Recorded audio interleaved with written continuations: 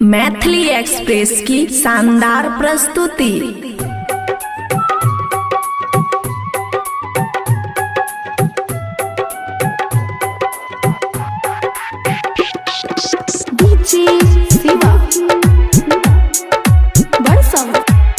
खुशी recording studio बलुआहा।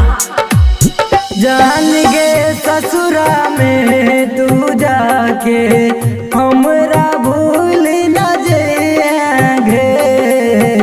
जान गे ससुरा में तू जाके हमरा भूल न जाएंगे।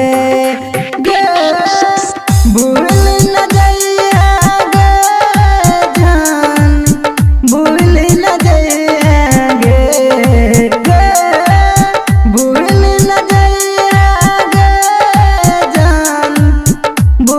न जाएंगे। जान गे जाई छी तू ससुरा हमरा भूल न जाएंगे। हमरा छोड़ के जाई छी ससुरा जान भूल न जाएंगे।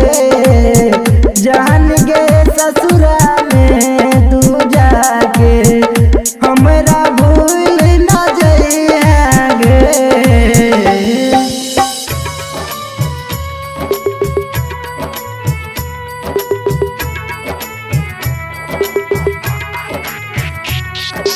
डीजे सनी खुशी रिकॉर्डिंग स्टूडियो बलुआहा।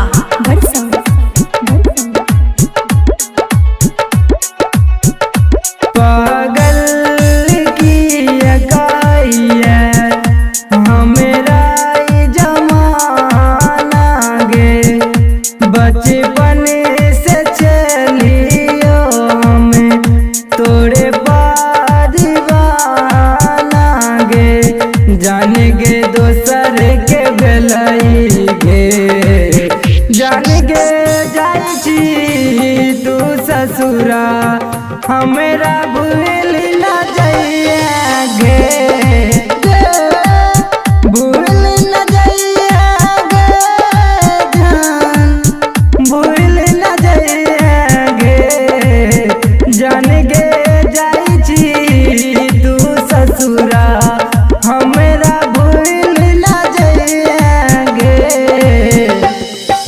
खुशी रिकॉर्डिंग स्टूडियो बलुआहा।